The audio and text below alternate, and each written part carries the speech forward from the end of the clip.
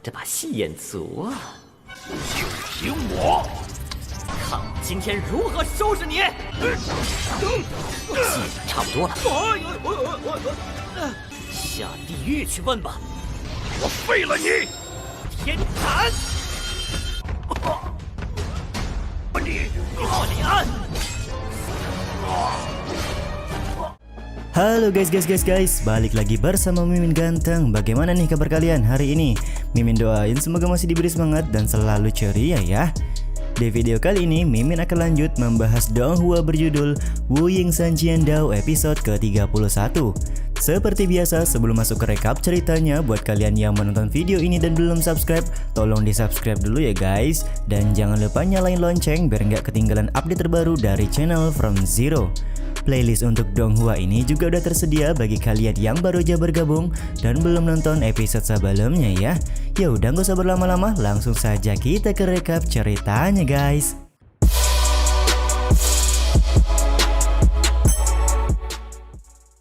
Scene awal diperlihatkan Su Wuzhou yang sudah meninggalkan kota Lin'an. Untuk sekarang dia sedang berada di sebuah hutan dan tampak cukup kelelahan karena sudah seharian mengitari hutan namun tidak menemukan manusia yang berlalu lalang.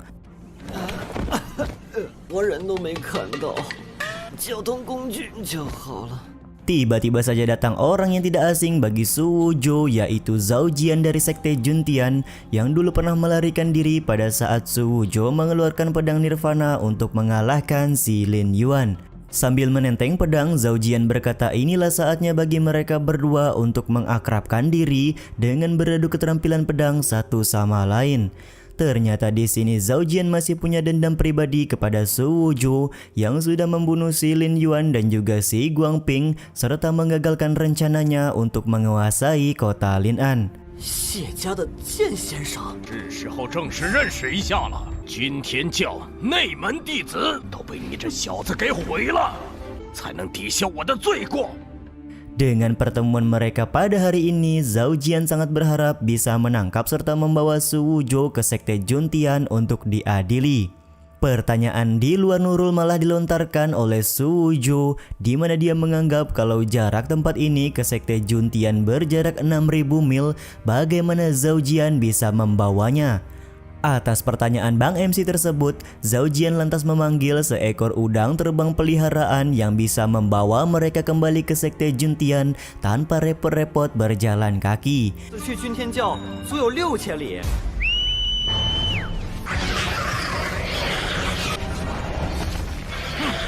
Siapa yang menyangka bahwa udang terbang peliharaan Zhao Jian ini sudah mencapai ranah puncak Inet. Bang MC sontak merasa tertarik setelah mendapat info kalau udang terbang milik Zhao Jian dapat menempuh jarak ribuan mil per hari. Bahkan untuk pergi ke sekte Juntian yang jaraknya 6.000 mil hanya perlu waktu setengah hari saja. 搞一只皮皮虾来吓唬我，可日行万里，这不就是我期待的交通工具吗？ Dengan otak liciknya Su Wuzhou kemudian berpikir bagaimana dia bisa menaiki udang terbang tersebut sementara dia sendiri tidak tahu cara menaikinya. Dan cara yang paling ampuh adalah dengan membiarkan Zhao Jian membawanya menggunakan udang terbang sampai ke kota yang diinginkan. Sementara bagi Zhao Jian, dia berniat melakukan serangan sembari kelihatan meminta Bang MC untuk menyerah saja karena jika tidak dia akan memotong-motong tubuh Bang MC untuk memberikannya kepada udang terbang. 当一次免费的司机。 一个不高兴把你剁了。 Ketolilan dari Zhao Jian kali ini akan dimanfaatkan oleh Su Wuzhou untuk pura-pura mengalah dalam baku hantam agar dia bisa menaiki udang terbang dan pergi ke kota yang diinginkan. 这把戏演足啊！就凭我，看我今天如何收拾你！戏差不多了。可恶！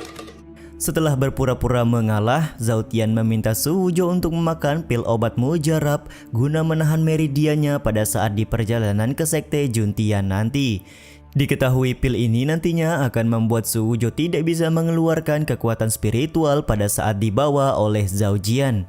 Dengan gaya tengilnya yang sedang berpura-pura terkena serangan, Su Wujo pun berniat memakan pil obat mujarab penahan meridian tersebut.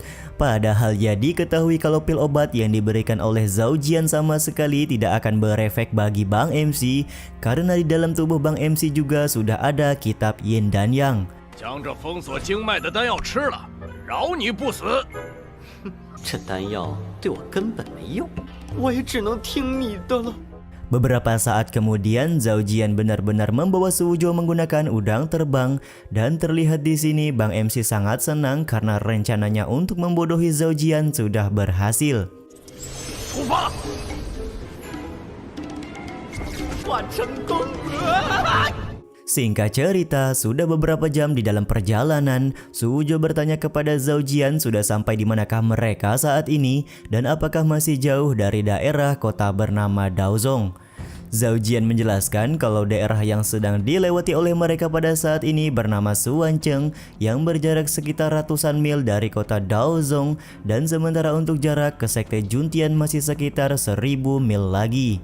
距离道宗有多远啊？ 距离道宗也就几百里远吧。先在此处休息片刻。 Zhao Jian juga memutuskan untuk beristirahat sebentar di sebuah tebing sebelum melanjutkan untuk pergi ke sekte Juntian nantinya. Dan betapa kagetnya Zhao Jian ketika mengetahui Su Wujo berhasil melepaskan borgol spiritual yang digunakan sebelumnya. Bang MC pun akhirnya memberitahu kalau dia hanya berpura-pura kalah saja dari Zhao Jian dengan tujuan utama bisa ikut numpang berkendara di udang terbang. Di saat yang sama, Zhao Jian masih bingung bagaimana Su Wujo mengeluarkan kekuatan spiritual, padahal sebelumnya dia sudah memakan pil obat mujarab penahan meridian. Dan inilah jawaban yang diberikan oleh Bang MC kita, guys. 下地狱去问吧！ 我废了你！ 天坛！ Hanya dengan satu kali gerakan saja, Su Wujo berhasil menjatuhkan Zhao Jian di hadapan udang terbang peliharaannya. Kondisi ini membuat Zhao Jian memperingati Su Wujo agar tidak membunuhnya, karena jika Zhao Jian mati, kakaknya pasti akan datang untuk membalaskan dendam kepada Su Wujo. Namun ya, sekali lagi Bang MC sama sekali tidak takut dengan ancaman dari Zhao Jian, dan bahkan jika nenek moyang dari Zhao Jian yang sudah meninggal pun tidak akan pernah bisa menyelamatkan Zhao Jian dari kematian hari ini.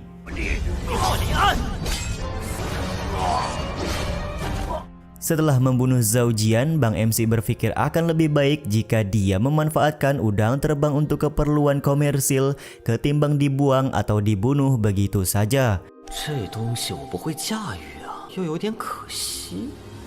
Benar saja, tak lama kemudian Su Wujo membawa udang terbang ke sebuah pasar di kota Suancheng guna menjual udang tersebut kepada orang-orang dengan harga 1000 tael.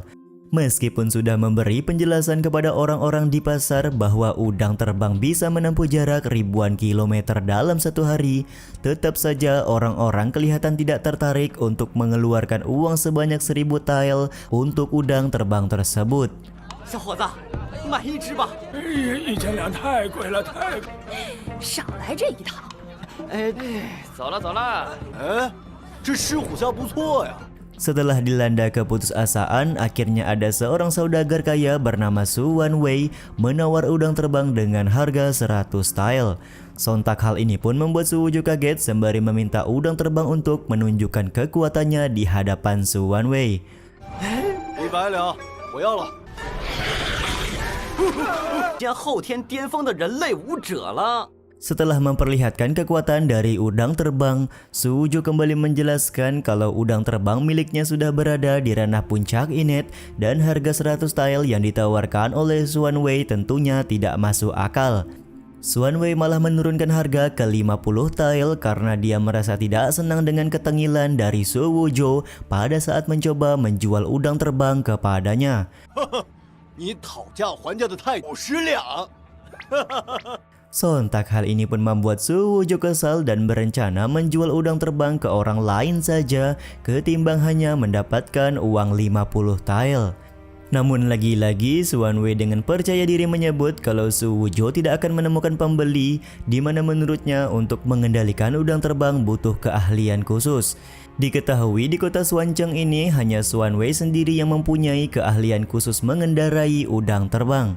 Bahkan di sini Xuan Wei berani bertaruh jika Su Wuzhou berhasil menemukan pembeli, maka dia bersedia untuk menjadikan Su Wuzhou sebagai kakak laki-lakinya. 真当老子卖不出去了是吧？就找不到一个识货的？